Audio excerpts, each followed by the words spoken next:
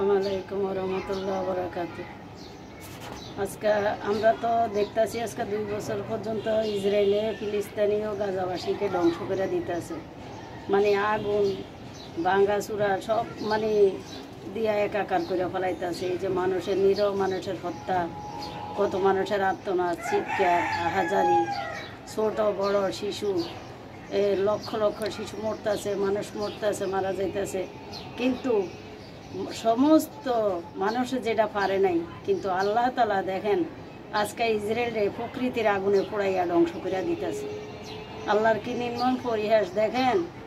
এই যে মানুষ এত আল্লাহর কাছে এই যে আহাজারি, আল্লাহ সাহায্য করো, শুধু আল্লাহকে ডাকছে, কিন্তু আজকে ওই আল্লাহ দেখেন ওদেরকে সাহায্যের হাত বাড়াই দিয়া আজকে দাবানালের আগুনে ইসরায়েলকে পোড়াইয়া ধ্বংস করে দিতেছে। আমরা তো মানুষ আসলে বুঝতে পারি না, আমরা অপেক্ষাও করি না, আল্লাহর উপরে ভরসা সবসময় রাখতে হয়, কিন্তু অপেক্ষা করলে অপেক্ষার ফল মিষ্টি হয়। কীভাবে ফিলিস্তিনি গাজাবাসীদের ধ্বংস করে দিল, এত এত কষ্ট, এত রক্তাক্ত, এই যে হাত পাও সবার, এই যে কোনো বাচ্চাদের হাত পাও নাই, কোনো কেউ চোখ নাই, কেউর হাত দুটা পোড়াই ফেলাইছে, কত কষ্ট, খাবার নাই, থাকার জায়গা নাই, শোয়ার জায়গা নাই, গোসলের পানি নাই, কোনো কিছু নাই। একটু ক্ষুধার্ত মানুষে কত, এই যে একটু রুটি খাইলে রাস্তায় কত কত ইয়ে করে। আমি কালকা দেখলাম একজনে রুটি বিছড়াইয়া ওই শুকাইয়া ওই শুকনা রুটিটা খাইতেছে। তো আল্লাহ দেখেন, আল্লাহর বিচার আল্লাহ ঠিকই করে, আমরা বুঝতে পারি না। ইসরায়েলকে এভাবে ধ্বংস করব কেউ ভাবতে পারছেন? কেউ ভাবেন নাই।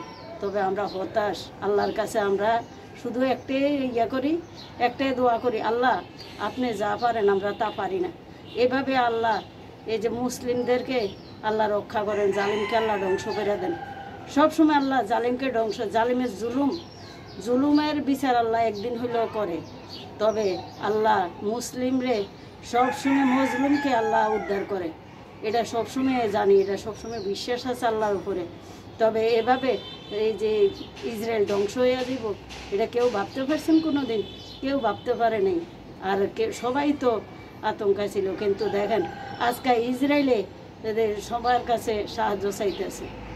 ওই ইসরায়েলে আজকে সাহায্য চাইতেছে, গাড়ি বাড়ি সব কিছু রাইখা আজকে রাস্তায়ও রক্ষা পায় না, শেষ রক্ষা রাস্তায়ও শেষ পাইতেছে না। কিন্তু আজকে ওদের জীবনের কোনো ইয়ে নেই। তো দেখেন আল্লাহ যা পারে, আমরা তা পারি না। আল্লাহর উপরে আমরা সবসময় বিশ্বাস রাখবো, সবসময় আল্লাহর উপরে ধৈর্য ধারণ করবো। এটুকে আল্লাহ যা পারে, আমরা তা পারি না।